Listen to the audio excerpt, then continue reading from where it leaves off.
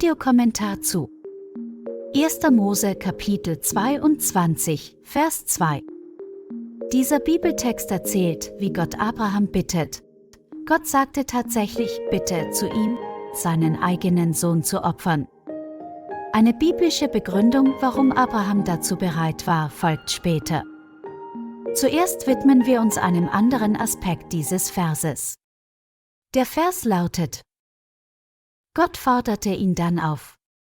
Nimm bitte deinen Sohn Isaak, deinen einzigen Sohn, den du so liebst, reise ins Land Moria und opfere ihn dort als Brandopfer auf einem der Berge, den ich dir zeige.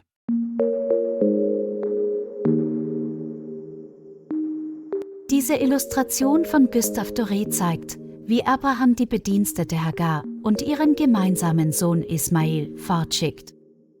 Gott ist damit einverstanden und gibt auch Ismael einen Segen und ein Versprechen. Aus Ismael sollte eine große Nation werden. Das erfüllte sich zweifellos. Ismael gilt als Stammvater der arabischen Bevölkerung. Im Hintergrund ist Sarah mit Isaak abgebildet. Isaak war 14 Jahre jünger als Ismael. Interessant ist, der Prophet Mohammed stammt von Ismael ab. Jesus kommt aus der Abstammungslinie durch Isaak. Somit haben diese beiden großen Religionen zusammen mit dem Judentum in Abraham einen gemeinsamen Ursprung. Dieser Umstand könnte zu einem friedlichen Miteinander dieser Religionen beitragen.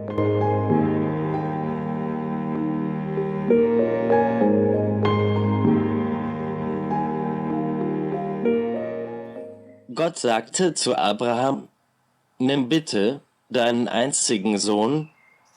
Manche sagen, dieser einzige Sohn müsse Ismael sein, der erste Sohn von Abraham. Kann das sein? Erstens. Im Bibelbericht ist namentlich immer von Isaak die Rede. Zweitens. Ismael war zu der Zeit schon seit 20 Jahren fort und hatte bestimmt eine eigene Familie. Drittens. Als Abraham bereits früher einmal auf Ismael verwies, entgegnete Jehova: Deine Frau Sarah wird dir ganz bestimmt einen Sohn gebären. Ich werde meinen Bund mit ihm schließen. Isaak ist also dieser einzige Sohn von Abraham und seiner Frau Sarah, der aufgrund eines göttlichen Versprechens geboren worden war. Damit kommen wir zu einer wichtigen Zusatzfrage zu diesem Ereignis. Obwohl es letztlich nicht dazu kam, warum wäre Abraham sogar dazu bereit gewesen, seinen geliebten Sohn zu opfern? Die Antwort ist im Neuen Testament zu finden, und zwar im Bibelbuch Hebräer, Kapitel 11, in den Versen 17 bis 19. Zitat: Aufgrund von Glauben brachte Abraham Isaak so gut wie als Opfer dar, als er auf die Probe gestellt wurde. Der Mann, der die Versprechen bekommen hatte und sich darüber freute, war bereit, seinen einzig gezeugten Sohn zu opfern, obwohl ihm gesagt worden war: Durch Isaak werden die kommen, die deine Nachkommen genannt werden. Dabei ging er davon aus, dass Gott ihn sogar von den Toten auferwecken könnte, und sinnbildlich empfing er ihn auch von dort.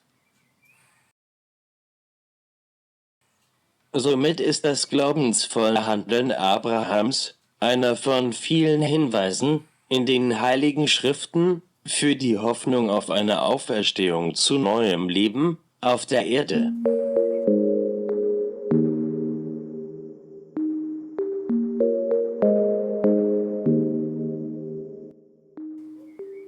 Mir persönlich hilft diese biblische Hoffnung, dass ich die Krankheit nicht ganz so tragisch nehme, wie sie tatsächlich leider ist. Diese kurzen Videokommentare haben eine Geschichte. Sie gehen zurück auf die Zeit von Dezember 2019 bis April 2020. Georg konnte bereits geraume Zeit nicht mehr sprechen und auch die Wohnung nicht mehr verlassen. Aber mit Mühe konnte er noch seinen Computer bedienen. Um sich an den religiösen Zusammenkünften beteiligen zu können, erstellte Georg diese kurzen Videos, die dann im Königreichssaal abgespielt wurden. Ab Mai 2020 war ihm dies nicht mehr möglich. Allerdings kam in der Zwischenzeit Corona und somit das Zeitalter der Zoom-Zusammenkünfte. Das eröffnete ganz neue Möglichkeiten zur Mitarbeit. Corona ist wieder gegangen, Zoom ist geblieben. Lieben Dank fürs Dabeisein.